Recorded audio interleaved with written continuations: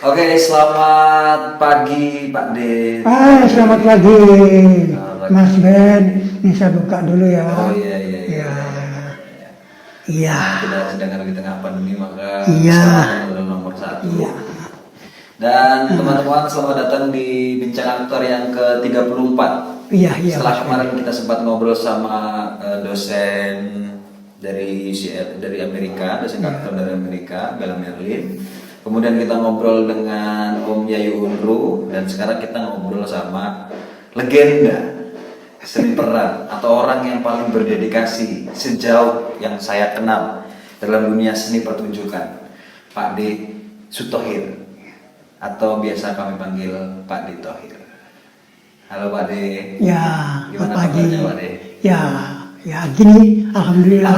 Sehat walafiat. Gimana selama pandemi ini Pak D? Ya, selama pandemi ini ya dikatakan istilahnya nganggur. Sayangnya semua Ya. seniman begitu. Tapi ya nganggur tetap berkarya gitu lah. Saya selama pandemi nganggur yang gambar gambar ini gitu. Selama nganggur, akhirnya tetap berkesenian. Ya sambil nonton pentas daring kalau ada itu ya itu sudah. Gitu. Oke teman-teman, buat yang belum tahu, Pak D Thohir ini adalah apa kita bisa boleh menyebut Pak D? Saya Seniman pertunjukan atau ya aktor saya atau pelaku seni ya. pelaku seni? Saya juga orangnya taunya saya itu dari Sri Mulat. Ya, karena saya memang ya kehidupan nggak tahu sih saya besok jadi apa. Ya di luar bayangan saya kalau saya akan jadi orang panggung. Tapi setelah saya flashback ke belakang, ternyata tanda-tanda orang panggung sudah ada. Oke. Sebelum kita ngomongin soal itu Pak D, tadi Pak D ngomongin soal Sri Mulat. Karena teman-teman sekedar informasi bahwa kita kenal, nanti akan kita tunjukin cuplikan videonya ya, semoga ada di YouTube ya. Pak D Thohir adalah yang jadi Dracula kalau Ya, nggak salah yang Pak D. horor. Yang horor Ya, nih. pokoknya aku Di suka horor. Sri Mulat. Mungkin kalau di Sri Mulat teman-teman lebih mengenal Mami, lebih mengenal Apollo dan teman-teman yang lain, tapi tidak mengenal Pak D Thohir. Sekedar informasi bahwa Pak D Thohir adalah bagian dari Sri Mulat dulunya. Nah, sebelum kita ngebahas itu, aku pengen tahu dulu cerita dari Pak D. Bagaimana ceritanya kemudian Pak D bisa terlibat dalam kesenian sebelum kemudian nanti ke Sri Mulat? Iya, itu ceritanya ya. Saya dulu waktu kecil itu sering diajak bapak saya tuh nonton pertunjukan. Dulu Surabaya di gedung bank depan kantor pos dulu ada lapangan namanya Stasten. Itu ada gedung pertunjukan. Itu saya sering dijak nonton Dardanella, Miss Cici, drama. Drama. Terus di tempat saya di kampung Kebalen Timur itu, Kebalen Wetan itu, Pasar Bamba itu, ke barat 100 meter ada tobong pertunjukan, gudang yang dipakai tobong lodruk. Jadi mau gak mau tiap hari saya nonton lodruk. Secara nggak langsung lah, itu saya lihat tanda-tanda bahwa saya jadi orang panggung. Saya flashback ke belakang. Lalu bapak saya kan pedagang gerabah di pasar itu. Saya sekolah sekolah dasar, SMP. Ternyata saya terlibat di kesenian. Saya tuh pembaca deklamasi. Kalau dulu kan baca puisi dulu deklamasi. Saya tuh juara deklamasi di sekolahan. Terlibat awal di kesenian itu. Terus saya juga olahraga, atlet maraton. Jadi atlet jauh dari mulai SMP, SMA sampai umum itu saya tetap ikut olahraga. Atlet jarak jauh 3.000 meter, 5.000 meter, 10.000, 20.000 meter, 20 kilo maraton. Nah, ketika di SMP saya sudah juara deklamasi. Di SMA saya berkesenian, ada drama. Saya ikut grup dramanya Anang Hanani. Dulu namanya Pensiter, penggemar seni teater. Kenapa? Kok ada kata teater tahun 60-an, 61-an? Karena teater itu gedung pertunjukan kan. Dulu nama teater dipakai untuk bioskop. Surabaya Teater, Metropol Teater, Bima Teater. Lah, teater kan pertunjukan, gedung pertunjukan. Kenapa nama Pensiter penggemar seni teater? Maksudnya penggemar seni pertunjukan. Jadi kawan-kawan saya dulu sering nonton pertunjukan apa saja. Di THR ada reok, ada ludruk, ada ketoprak, ada wayang orang, ada jaranan, ada band, ada apa. Kita sering nonton kalau kita tidak ada kegiatan. Pertunjukan apapun saja. Nah, kita dulu grup drama, penggemar seni teater dengan Anang Hanani, Kholik Dimyati, Arthur Horoni, yang sekarang mungkin di Jakarta itu. Itu kawan-kawan dulu drama. Dan saya beberapa kali pentas di waktu SMA dengan grup drama saya. Saya pernah mentaskan Tuan Kondektur jadi Kenyum. Saya pernah mentaskan Pinangan. Ketika dulu di sekolahnya SMA kan perpisahan ada pesta kesenian. Saya pentas teater drama. Jadi kolaborasi dengan SMA 1, SMA lain itu kalau ada pentas saya pasti diundang. Dan saya juara deklamasi pelajar waktu itu. Nah, di situ saya terlibat kesenian dan drama. Nah, drama ini mengangkat saya sama olahraga, mengangkat saya di SMA. Sehingga saya dapat istilah sekarang beasiswa. Kalau dulu nggak bayar sekolah, nggak ada beasiswa. Karena saya di bidang drama mengangkat nama sekolahan, di bidang kesenian, di bidang olahraga mengangkat nama sekolahan, saya diberi kesempatan tidak bayar selama 2 tahun. Nah, jadi saya lulus SMA masih berkesenian saya. Saya pernah pentas Pinangan waktu SMA dulu, kolaborasi dengan SMA Suara-Suara Mati, Pinangan, lalu pentas TVRI dengan grup saya itu. Waktu itu TVRI Surabaya ada mengketalkan acara drama. Saya pentas Pagar Kawat Peduli, Pasien dan lain-lain. Nah, di situ saya mengenal kesenian. Terus di SMA saya mengangkat kesenian saya sendiri. Saya mulai mengenal kesenian. Keluar SMA, ya sempat kuliah setahun tapi nggak ada biaya saya. Terus mutus. Nah, tahun 66 saya masuk Aksara, Akademi Seni Rupa Surabaya. Masuk Aksara. Karena 67. Ya, 67 awal. Nah, baru hangat-hangatnya 65 itu berarti? Ya, setelah saya itu 65 itu kan 67 mulai ada pertunjukan itu. Di Sri Mulat itu saya mulai masuk 67 pertengahan. Saya kuliah 3 bulan, kan saya nggak ada kesibukan. Dan saudara-saudara saya itu hampir kan saya kuliah anak saya ayo kuliah masuklah. Ya belajar gambar nekat. Ternyata saya punya bakat bidang gambar. Dan selama berapa bulan sketsa saya udah mulai, katanya dosen saya bagus sketsa saya katanya gitu. Nah, terus tahun 67 kurang lebih pertengahan saya ditawari masuk Sri Mulat oleh Budi SR almarhum. Jadi pelukisnya Sri Mulat. Masuklah saya di Sri Mulat sambil kuliah. Akhirnya kuliah saya di Aksara terputus. Saya terus di panggung. Saya jadi pelukis reklamenya, pelukis balihonya itu. Terus saya karena background saya teater, saya disuruh main, ikut jadi figuran-figuran. Terus karena saya itu bisa juga dari seni rupa, saya jadi artistik. Jadi ketika saya jadi pelukisnya di Sri Mulat, mereka butuh pemain horor, saya dicoba main horor. Nah, di situ sudah ada Pak Imo almarhum. Jadi Dracula, saya main horor. Pak Imo jadi Madam Dracula, saya jadi Pangeran Dracula. Dan akhirnya horor-horor lokal itu tiap hari Senin. Horor lokal, Kamis horor luar negeri, Dracula, Frankenstein. Saya mulai jadi pemain horor. Di sana asalnya. Jadi saya tinggal kuliah saya di Sirupa. Jadi dulu dari kecil memang sudah diajak atau sudah dekat dengan seni pertunjukan, Ya. Nonton Dardanella, Miss Cici, wah itu jauh banget itu kayaknya. Tapi menarik, berarti artinya Pak Di pernah waktu kecil mengalami menonton teater era itu gitu, yang kemudian secara tidak langsung ternyata di dalam itu ada semacam kecintaan pada kesenian awalnya. Kemudian kayak semacam sama Tuhan dalam tanda kutip digiring Seni Rupa, kemudian masuk ke Sri Mulat. Nah, pertanyaanku bagaimana kemudian Pak D memutuskan untuk bertahan dalam kurun waktu yang at least sampai kemudian Pak D bertahan ada di Sri Mulat dan main di Sri Mulat. Karena apalagi di era-eranya Pak Ade itu kan era-era dimana sosial kita tuh lagi kacau banget nih. Era-era 60-an, 65, 67 itu kan sosial kita lagi pada kacau nih Pak Ade. Nah, bagaimana Pak Ade bertahan untuk tetap ada dalam dunia seni, entah itu seni pertunjukan atau seni rupa? Saya memang saya memang nggak hobi berpolitik. Di Sirma itu nggak ada politik, jadi sana itu misinya cuma menghibur.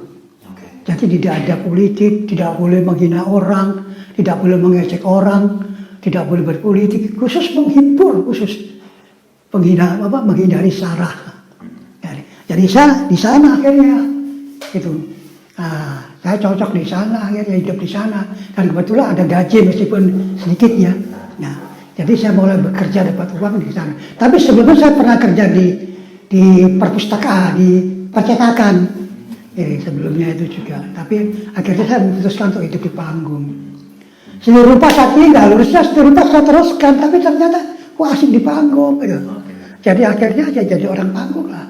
Jadi pemain horor, jadi pelukisnya, jadi make up man di Surabaya waktu itu.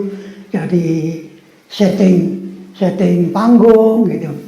Nah, sampai akhirnya di tahun ya karena kita tidak ikut berpolitik ya, jadi kita di Taman Hiburan Rakyat THR itu menghibur dan jadi tren di sana. Orang Surabaya lihat Sri Mulat itu kita menghibur, kita nggak mikir ke sana. Gitu. Nah, pas di Sri Mulat kan ternyata Pak Ade kemudian memulai dari pelukis reklame. Iya. Terus akhirnya setting. Kemudian karena tahu bahwa Pak Ade waktu SMA dulu pernah pentas atau dekat dengan teater, lalu diajak main. Iya. Pengetahuan apa yang Pak Ade gunakan ketika akhirnya main sebagai tokoh yang jadi icon dalam karirnya Pak Ade selama di Sri Mulat, si vampir itu, si Dracula itu? Ya modal dari berteater. Jadi selama berteater, biasanya waktu bicara kan kita pentas realis. Jadi saya kira waktu latihan itu berguna bagi saya. Dan menjadi milik saya, sehingga ketika dibutuhkan keluar. Itulah awal saya mengetahui bahwa semua harus jadi miliknya. Tidak baik seperti kita makan, minum, berak, kencing, pakai baju, pakai sepatu, apa-apa. Cuma kalau jadi milik kita menjadi refleks kan. Nah, saya dimulai dari awal belajar, sehingga jadi milik kita menjadi refleks itu kan. Dan saya di panggung itu saya gunakan. Dan ternyata direspon, wah kok bagus mainnya ya. Kok aku jadi pemain horor di sana. Nah, jadi saya di situ akhirnya ikon pemain horor. Tapi itu hanya lokal, Sri Mulat Surabaya. Ketika Sri Mulat Surabaya itu mulai dikenal, belum terkenal ya dikenal. Itu tahun 76, saya minta izin pindah Jakarta. Sri Mulat pernah buat film, tapi nggak berhasil. Main Cemburu, Kolam Keke, tapi tidak berhasil terangkat. Pernah buat Sri Mulat Corporation ya. Dan saya kenal dengan seorang artistik dari Jakarta, saya bawa ke sana. 76 saya keluar dari Sri Mulat ke Jakarta. Garap beberapa film di sana. Saya tinggal di Sri Mulat Surabaya. Teringat Surabaya bangkrut. Bukan bangkrut, menurun karena pemainnya banyak keluar ke Jakarta. Masuklah Asmuni, Tesi, Mami, Tarsan di Surabaya tanpa tes karena butuh orang. Di situ mulai terkenal dan mulai jadi ikon Jawa Timur. Jadi terkenal lah. Saya tidak ikut juga. Ya, karena saya udah pindah. Dracula-nya diganti tetap Pak Imo. Terus ada yang namanya petinju yang main di sana. Dia coba-coba jadi pemain Dracula, belajar gitu. Saya tinggal 76 sampai tahun 79 itu Sri Mulat itu buka di Solo. Lah saya lagi istirahat, setelah garap beberapa film, saya lagi istirahat, break, saya main ke Solo. Saya ditarik lagi mau Sri Mulat tambah mikir, akhirnya film saya tinggal, nanggup tidak jadi pemain film akhirnya. Tahun 80-an saya masuk Sri Mulat lagi di Solo. Di sana jadi pelukis reklame, pemain horor, jadi setting panggung, ya jadi penulis cerita, akhirnya jadi sutradara di Solo saya. Mulai jadi sutradara dari Mulat. Nah, jadi kenapa pengalaman teater itu saya pakai ketika jadi sutradara.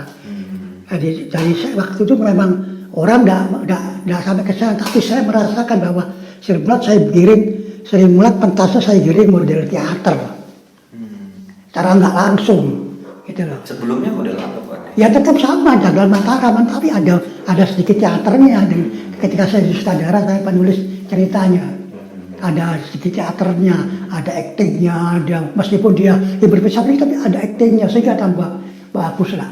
Nah di situ saya jadi sutradara di Solo. Nah, Sinema Surabaya terkenal sudah. Saya tidak ikut terkenal dah, tidak ikut karena saya sudah pindah. Di Solo masuk Gogon, Tesi, Timbul, itu masuk di situ. Kader masuk. Saya jadi orang yang dipasrai untuk mengangkat mereka di Sri Mulat. Meskipun tidak ada catatannya di sana. Sri Mulat tidak pernah menyebut nama saya. Bahwa saya jadi, karena saya juga tidak pernah ngomong. Orang tidak tahu saya yang di belakang layar sebagai penulis cerita, sutradara yang dikenalkan pemain-pemainnya. Jadi saya dapat tugas dari Pak Teguh untuk, ya Pak Teguh ada pemain hanya saya terima enggak? Saya buat mereka diterima di Sri Mulat. Karena di Sri Mulat waktu sukar orang masuk, karena banyaknya pemain yang sudah jam terbangnya luar biasa. Jadi kalau masuk sukar, saya prihatinkan mereka agar bisa terima. Jadilah masuk Kadir, Basuki, Koko, apa sehingga jadi pemain. Dan bukan itu karena saya, karena mereka berhasilnya. Tapi untuk masuk Sri Mulat, itu perjuangan saya. Tidak ada orang yang tahu dan itu tidak perlu diketahui karena tidak ada buktian. Tapi itu yang terjadi. Disitulah akhirnya tahun di Sri Mulat Surabaya 9 tahun, lalu Sri Mulat bentuk Sri Mulat keliling, pemainnya dari Surabaya, Solo, Surabaya keliling, menetap di Jakarta. Saya menetap di Jakarta, buka di Senayan, Solo bubar pindah Semarang. Ya. Semarang masuknya Nunung, Pulu. Saya juga yang mengawali di sana. Jadi sutradara, penulis cerita juga, pemain horor. Sebab Jakarta mulai berbenah. Ada gepeng di Solo kan, masuknya. Nah, itu dibawa ke Jakarta satu-satu orang itu. Yang bagus pindah Surabaya bawa. Dari Solo gepeng diambil, Basuki diambil, pada Jakarta. Terkenal di Jakarta. Saya waktu pembukaan masih sempat main di sana. Karena saya pemain horornya. Dan ketika syuting Indosiar, etalase di Indosiar itu, dikenalnya makan setahunan. Berapa tahun di Indosiar. Begitu awal Indosiar, saya pemain horornya. Tapi ketika selesai, saya dikembalikan lagi ke Semarang. Horornya diganti dengan Paul dan Yongke, itu yang terkenal di TV gitu loh. Jadi saya tidak ikut terkenal ketika terangkat Indosiar TV. Nah, yang terkenal horornya ya Paul sama Yongke. Saya kembali ke panggung lagi karena saya kayak babat alas dulu lah. Dari mulai sana berhasil saya kembali ke Semarang. Semarang bubar tahun 89, 87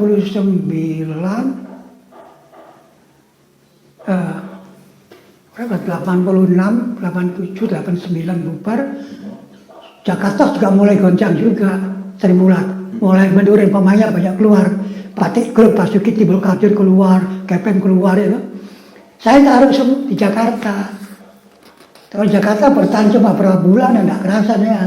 Karena mereka sudah ada sutradaranya, Pak. Jadi saya keluar dari Jakarta. Sri Mulat sudah selesai, saya ditarik ke Surabaya. Jadi masih ada Sri Mulat bertahan di Surabaya mulai tahun 2000. Nah, tahun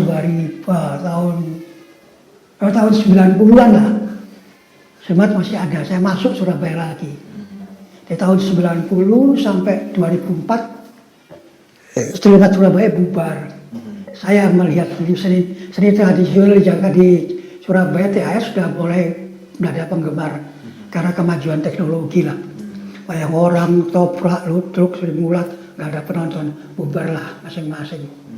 Saya 2004 selesai bubar, saya nganggur. Saya gabung dengan teater lagi di Bengkel Muda Surabaya.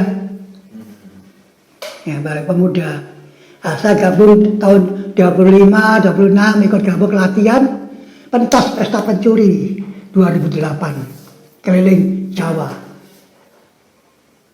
2008 pentas pesta pencuri, 2009 setahun pentas keliling di Solo main di Taman Budaya, di Jogja main di Sangkring Art, di Jakarta main tempatnya teater populer, terus di Bandung main di Kaki Langit tempatnya dosen isi Bandung itu. Terus akhirnya saya 2008-2009 masuk Festival Seni Surabaya FSS. 2010-9 dari full saya monolog sendiri udah mulai. Monolog Nyayan Angsa, pentas 2 kali ya. Lalu saya 2010 awal saya monolog sendiri. Saya menaskan naskah Cuh. Model apa? Markesoan. Jadi awalnya saya pentas pakai kidungan, baca puisi, lalu masuk cerita. Nyayan Angsa saya adaptasi jadi panggung Jokasmo, jadi Jokasmo itu. Karena saya yakin di Nyayan Angsa itu di Indonesia ada selimut panggung yang ditinggalkan, pemainnya setia di panggung, termasuk saya kan, yang masih setia di panggung. Itulah awalnya. Saya keliling, akhirnya 2010 keliling saya pentas monolog. 2011, 2012, 2013 sudah saya pentas di Jogja di isi Jogja, dibawa oleh Rendra itu. Saya pentas di sana di isi Jogja 2013 lah. Tapi sebelumnya saya main di isi Jogja mulai 2008 kenal dengan Rendra. Kenal dengan kawan-kawan 2008 sudah mulai kenal. Sehingga pentas itu sudah kenal. Saya pentas di isi 2013. Tertarik saya di Jogja untuk belajar teater lebih dalam lagi. Karena pentas-pentas saya itu merupakan pembelajaran. Jadi kalau saya pentas itu sama dengan latihan. Gitu. Hasil dari proses saya tuh di situ saya tuangkan di pentas itulah, latihan lah gitu. Jadi akhirnya saya pentas Jokasmo mulai 2010 sampai 2017 saya pentas Jokasmo itu keliling. Lalu di Solo monolog pertama tahun berapa itu saya diundang oleh Mas Turah waktu itu untuk Solo monolog pertama, saya suruh pentas lagi. Padahal saya sudah pentas Jokasmo di Taman Budaya, di isi Solo, di Surakarta. Pentas di sana. Akhirnya saya rubah jadi panggung Jokasmo. Saya rubah lagi mulai di mimbar teater gitu lah. Terus habis itu sampai dengan saya keliling dari panggung Jokasmo itu. Saya rubah lagi bentuknya. Oke. Kita hentikan dulu di part ini. Kita akan ketemu lagi di part berikutnya. Ya.